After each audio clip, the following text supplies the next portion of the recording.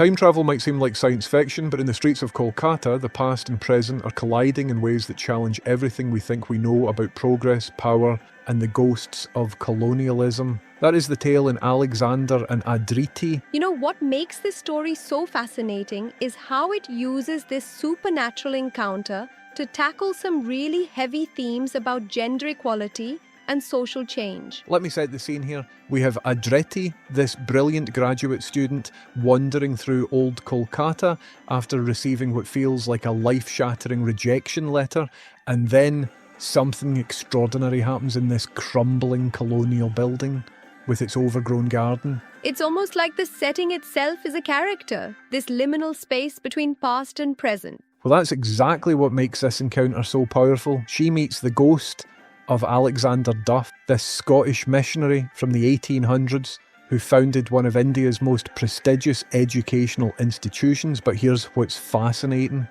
He doesn't just appear and announce himself, so he turns it into this intellectual game of deduction, challenging her to figure out who he is based on clues about his identity and the building's history.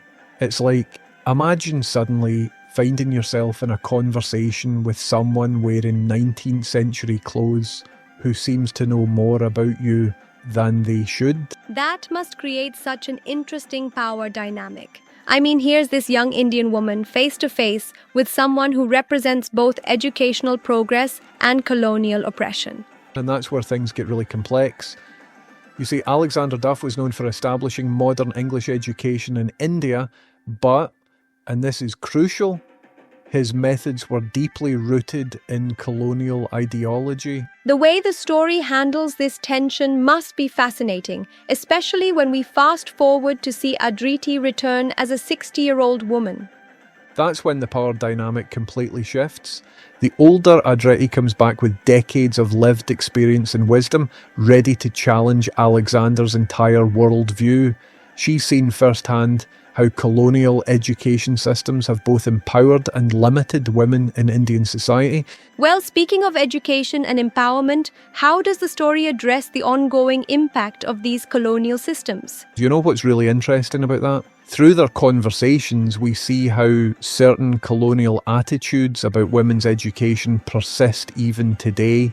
Like the idea that education should prepare women for certain roles, while potentially limiting their access to others. That reminds me of some recent studies showing how gender biases in education continue to impact career choices and opportunities, even in supposedly progressive institutions. Exactly. And the story uses this supernatural encounter to explore these very real, contemporary issues. When young Aadriti first meets Alexander, she's dealing with personal crisis and systemic barriers that echo the very systems he helped put in place. The way their relationship evolves must be pretty compelling. From that initial adversarial meeting to something more collaborative. Yeah, and what's really powerful is how Alexander's character shows this capacity for growth and learning. Even as a ghost, he moves from this position of paternalistic authority to genuine listening and understanding. That's such an important point about how real allyship works. It's not about leading or directing, but about creating space for others' voices. And the story drives this home in such a powerful way at the end, when older Aadriti offers Alexander her phone. It's this incredible moment that bridges centuries of change and development. So what do you think that gesture really represents in the broader context of the story? Well, it's like she's saying, here's what we've built, here's how far we've come, despite the systems you put in place, not because of them. But it's also an invitation to continue the dialogue, to keep engaging with these difficult questions about progress and power. That's such a nuanced way of handling these complex historical legacies. Do you know what else strikes me? The way the story shows how some struggles persist across generations while others evolve. Like when young Aadriti first meets Alexander, she's dealing with immediate personal barriers, but when she returns as an older woman, she's addressing the broader historical context. The story seems to suggest that while specific challenges might change, the fundamental struggles for equality and justice continue.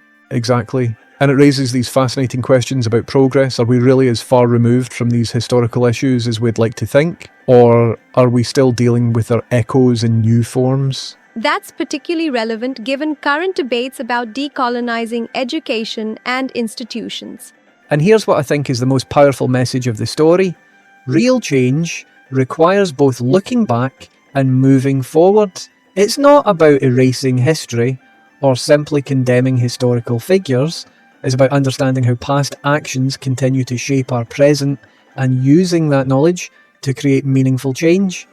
That's such a crucial point for our current moment, when we're still wrestling with many of these same questions about equality, justice, and progress. Looking ahead, I think this story challenges us to consider how our actions today will be viewed by future generations. What are the systems and structures we're putting in place now that might need to be questioned and reformed? Well, that's certainly something to think about as we continue to work toward a more equitable future.